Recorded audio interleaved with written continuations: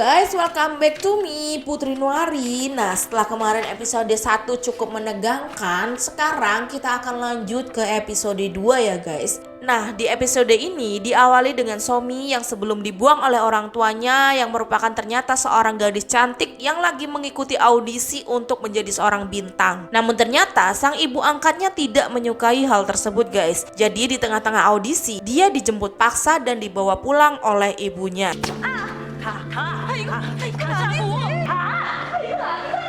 Nah, sesampainya di rumah, sang ayah angkatnya yang merupakan seorang kepala sekolah mencoba menenangkan Somi yang sedang kesal terhadap ibunya. Sang ayah menggunakan trik hipnotis yang dia kuasai untuk membuat Somi merasa rileks. Namun ternyata sang ayah punya maksud lain di balik perhatiannya tersebut. Di sisi lain, Somi yang baru tahu tentang kecelakaan sang paman merasa sangat terpukul dan juga sangat marah. Dia menyalahkan Siwon atas kejadian yang menimpa pamannya.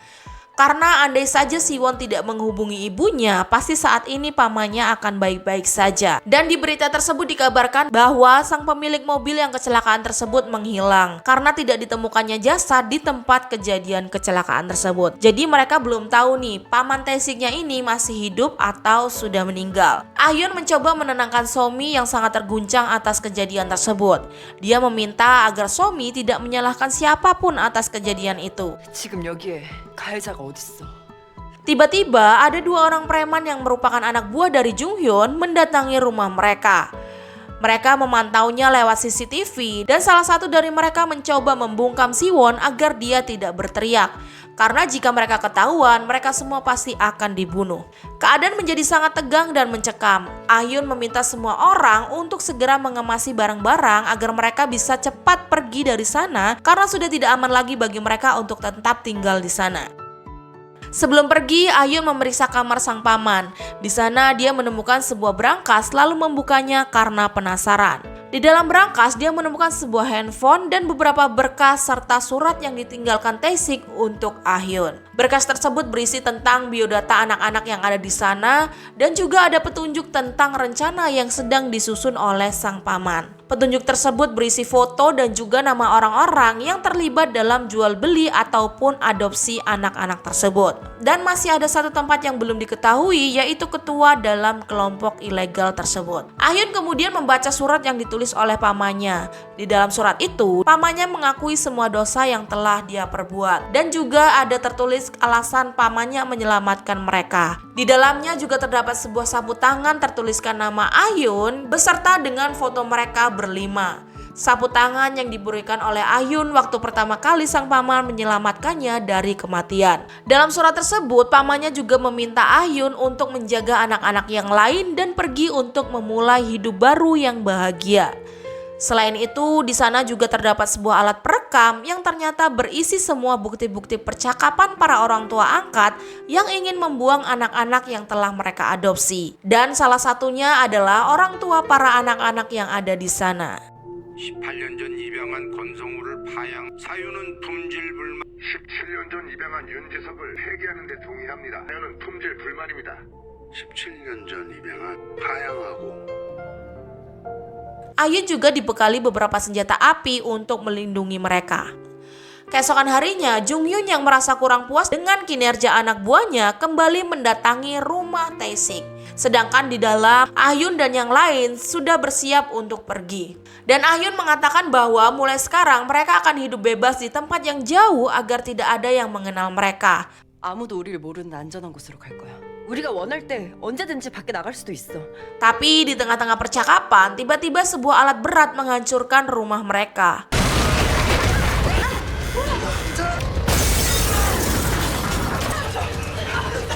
Ah-hyun dan yang lain berlarian menyelamatkan diri mereka. Sedangkan Jung Hyun yang merupakan dalang di balik penghancuran tersebut sedang mengawasinya dari luar.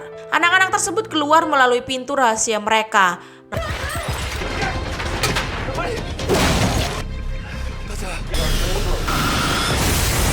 Namun sayangnya, salah satu dari preman tersebut ada yang melihat kemana arah anak tersebut pergi.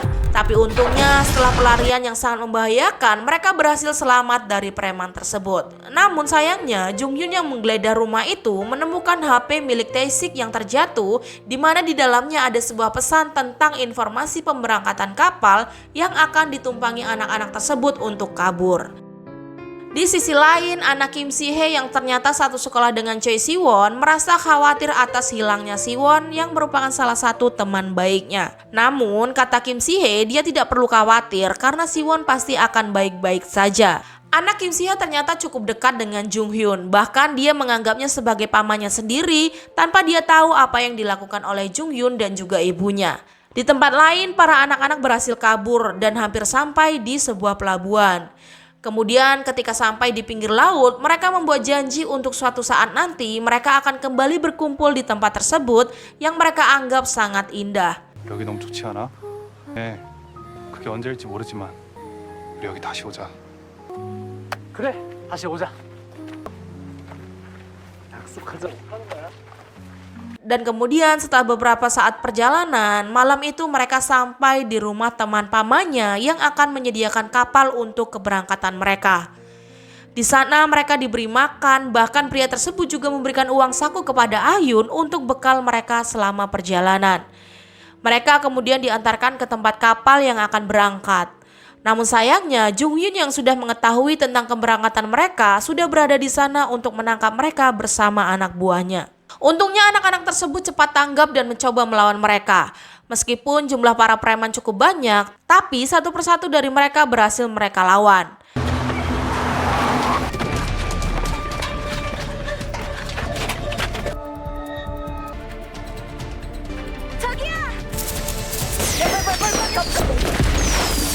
Sedangkan Ayun yang tertangkap oleh Jung Hyun hampir saja dibunuh.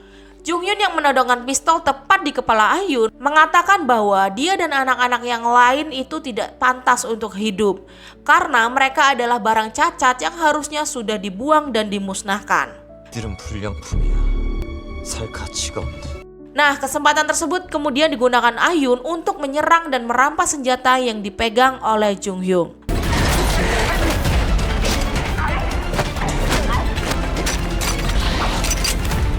Lalu ia berbalik menodongkan ke arah Jung Hyun. Ayun kemudian menembakkan senjata tersebut ke arah samping tanpa melukai Jung Hyun sedikit pun. Kemudian Ayun dijemput dengan teman-teman yang lain menggunakan mobil yang mereka curi dari anak buah Jung Hyun. Dan akhirnya mereka berhasil kabur dari Jung Hyun dan juga anak buahnya. Jung Hyun sempat terdiam karena dia tidak menyangka bahwa Ayun tidak menembaknya. Bahkan Ayun sengaja melesetkan tembakannya tersebut. Ayun dan yang lain kemudian menginap di sebuah hotel. Di sanalah Ayun mulai menceritakan apa yang dia temukan di berangkas sang paman. Ia juga memutarkan satu persatu rekaman para orang tua mereka yang dengan sengaja membuang mereka. Hal tersebut cukup membuat hati mereka sangat hancur, terutama Somi. Dia bahkan sangat ingin membunuh orang-orang yang telah membuangnya. Karena mereka tidak terima mereka dilakukan seperti barang yang dimana jika cacat harus dibuang. Akhirnya dengan dipimpin oleh Ayun, mereka akan mulai menyelesaikan dendam mereka kepada semua orang yang menganggap mereka barang dagangan. Bermodalkan bagan milik sang paman yang di sana ada sebuah foto kartu sebuah keanggotaan VIP, mereka berharap bisa menangkap siapa ketua dari dalang di balik perbuatan keji tersebut. Somi kemudian mengatakan bahwa dia pernah melihat kartu VIP tersebut dan mereka berpikir dengan ditemukannya kartu tersebut, mereka akan mudah mendapatkan informasi kelanjutannya. Keesokan harinya, mereka memulai misi mereka untuk mendapatkan kartu tersebut dari mantan ayah angkat Somi. Dengan menyamar sebagai sopir pengganti, Ayun mengantarkan ayah Somi ke rumahnya. Dengan adanya Ayun yang cantik dan juga masih muda, ayah Somi menjadi sangat genit. Sesampainya di rumah, ayah Somi bahkan mengajak Ayun untuk masuk dan menggodanya. 개인적으로 궁금해서 그래. 어려 보여. 위에 올라가서 커피 한잔 하고 갈래? 걱정 마. 혼자 사는 집이니까. Namun Ayun mengatakan bahwa ia akan membawakan orang yang lebih muda dan juga lebih seksi untuk menemaninya. Ayah Somi akhirnya setuju nih. Anak-anak lain yang sedang mengintai dari kejauhan telah mempersiapkan segalanya. Sokso yang ternyata menyamar menjadi seorang gadis muda dan seksi langsung mendatangi rumah ayah Somi. Ayah Somi sangat tergoda melihat kecantikan Sokso, sampai akhirnya dia mengetahui bahwa Sokso adalah seorang laki-laki. 가만히 있어. Dan sesaat kemudian, anak-anak yang lain terutama Somi langsung masuk dan menodongkan senjata ke arah mantan ayahnya tersebut. Somi sangat marah mengingat apa yang ayahnya telah lakukan kepadanya. Mereka kemudian mengikat ayah Somi di sebuah kursi. Mereka mengancamnya agar mengatakan di mana dia meletakkan kartu anggota VIP tersebut. Namun ayah Somi mengaku bahwa tidak mengetahui apa-apa tentang kartu itu. Ayah Somi hanya mengakui bahwa dialah yang telah memutuskan untuk membuang Somi. Dan disitulah Somi menjadi sangat terkejut. Karena selama ini yang dia tahu adalah ibunya lah yang telah membuangnya. Bahkan sampai-sampai dia juga mengutuk ibunya karena menganggap dia jahat. Namun ternyata semua itu adalah skenario sang ayah. 엄마가 아니라 나야. Ayahnya yang bejatlah yang telah membuangnya. Ayahnya juga telah meletakkan ibunya ke sebuah rumah sakit jiwa karena katanya setelah Somi menghilang itu membuat ibunya sangat terpukul dan mengalami gangguan jiwa. Somi yang sangat murka langsung menodongkan senjata ke arah ayahnya. Dan dari luar rumah tiba-tiba terdengar sebuah suara tembakan dari dalam rumah. Apakah ayah Somi selamat? Kita tunggu di episode selanjutnya guys.